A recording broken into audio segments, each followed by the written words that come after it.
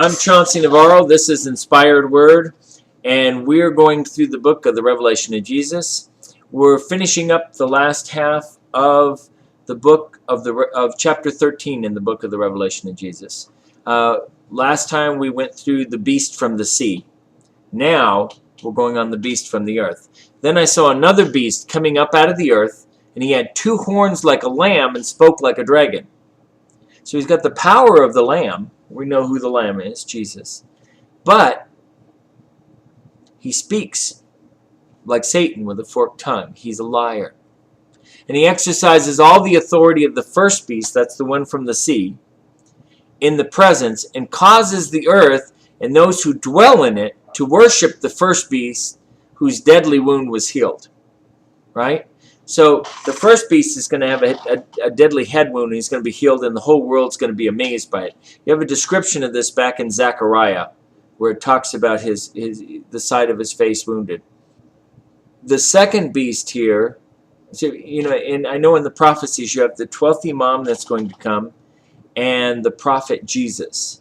The second beast here was the power of the Lamb. This is the one that's going to be the prophet Jesus that claims that he's not the Son of God, but that and is going to lead people to Muhammad, and point to the 12th Imam for them to worship him. So he performs great signs that he can even make fire come down from heaven on the earth in the sight of men. And I relate this over to the Star Wars project that Reagan brought in. He's going to have the authority to bring this fire down from heaven. See, I don't see the Antichrist here really being a mystical one. I see him being more of, most of the time when the enemy does things, it's all tricks. It's not real. It's tricks. They're not miracles. They're tricks. And he's deceiving. And he deceives those who dwell on the earth by those signs that were granted to do in the sight of the beast, telling those who dwell on the earth to make an image of the beast who was wounded by the sword and lived. And he was granted power to give breath to the image of the beast, that the image of the beast should both speak and cause as many as would not worship the image of the beast to be killed. And he caused all, both small and great, and rich and poor, and free and slave, to receive a mark on their right hand and on their foreheads, and that no one may buy or sell except the one who has the mark, or the name of the beast, or the number of his name. Here is the wisdom. Let he who has understanding calculate the number of the beast, for it is the number of a man. His number is 666.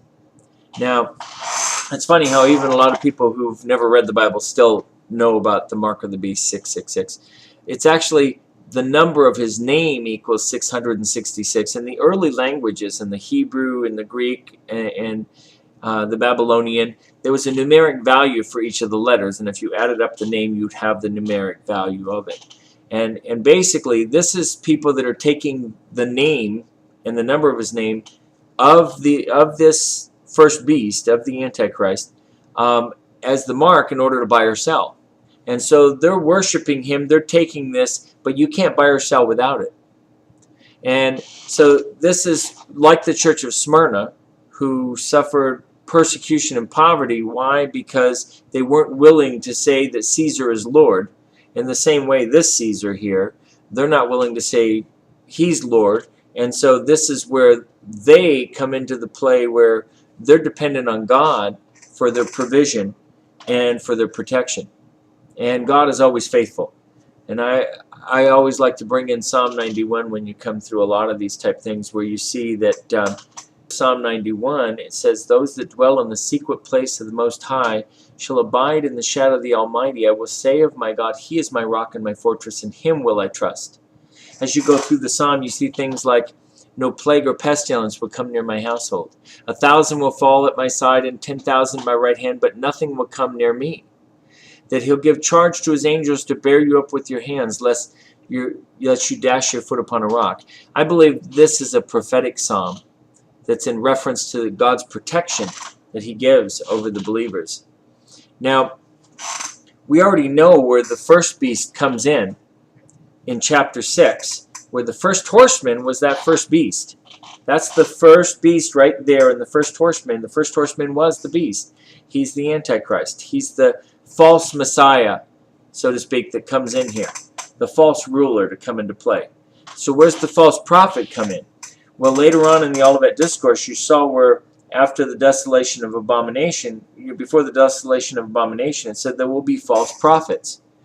He comes into play in that point. So you have the first beast that comes in at the first seal, and then the second beast, the false prophet, comes in after the fifth seal. After when the events take place that come in on this, to give honor and power over to the first beast.